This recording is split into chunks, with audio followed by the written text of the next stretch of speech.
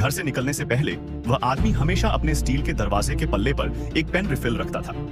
लेकिन आज घर लौटने पर वह यह देखकर भयभीत हो गया कि रिफिल 2 टुकड़ों में टूट गया था। उस आदमी को तुरंत एहसास हुआ कि कोई उसके घर में चुपके से घुस आया है। जैसे ही उसने दरवाजा खोला, उसने कैमरों की बौछार देखी और स्क्रीन के पीछे पुलिस अधिकारियों का एक समूह उसकी हर हरकत पर नजर रख रहा था। इस अचानक दृश्य से भयभीत होकर वह आदमी हिलने की हिम्मत नहीं कर पाया।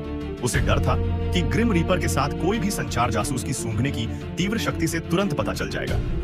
पुलिस उस आदमी पर कड़ी नजर रख रही थी क्योंकि उसके पास एक डेथ नोट था जिससे वह किसी का भी नाम लिखकर चुपके से उसे मार सकता था। 2.5 साल की कड़ी निगरानी के बावजूद पुलिस को उस आदमी की हत्याओं का कोई सबूत नहीं मिला।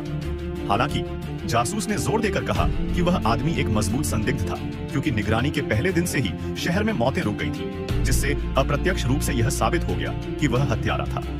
हालांकि जैसे ही पुलिस उस आदमी को गिरफ्तार करने वाली थी, टीवी स्टेशन पर अचानक खबर प्रसारित हुई कि एक अपराधी की दिल का दौरा पड़ने से अचानक मौत हो गई। इस समय वह आदमी आराम से आलू के चिप्स खा रहा था और उसे कुछ करने का कोई मौका नहीं मिला। तो आखिर क्या हो रहा था? दूसरों के लिए यह सिर्फ आलू के चिप्स का एक पैकेट था, लेकिन उसकी नजर में यह हत्या को छिपाने का एक बेहतरीन हथियार था।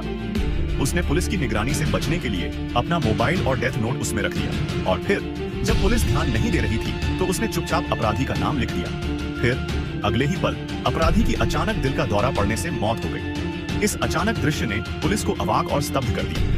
उन्होंने शुरू में यही माना था कि वह आदमी हत्यारा है, लेकिन हत्या की घटना ने तुरंत जांच की दिशा बदल दी। इस बिंदु पर उनके पास सभी निगरानी हटाने के अलावा कोई विकल्प नहीं था। जैसे ही जासूस अपनी बुद्धि के अंतिम छोर पर था, एक महिला ने अचानक फोन किया और अपनी जान की कीमत पर उस आदमी को हत्यारा साबित करने का वादा किया। उसने जासूस से उसे न्याय के कटघरे में लाने का आग्रह किया। फिर उसने उस आदमी की प्रेमिका को पकड़ लिया और उसे शहर भर में फैले निगरानी संग्रहालय में ले आई। जासूस की कड़ी निगरानी में उसने जोर से उस आदमी को अपना असली नाम बताया।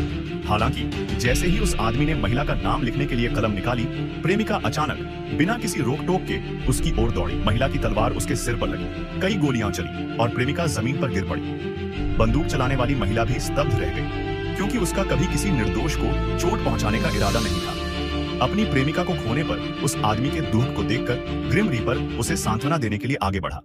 अप्रत्याशित रूप से वह आदमी अजीब तरह से मुस्कुराया। पता चला कि अपनी पहचान उजागर होने से बचाने के लिए उसने संग्रहालय जाते समय दोनों मौतों का कारण लिख लिया था।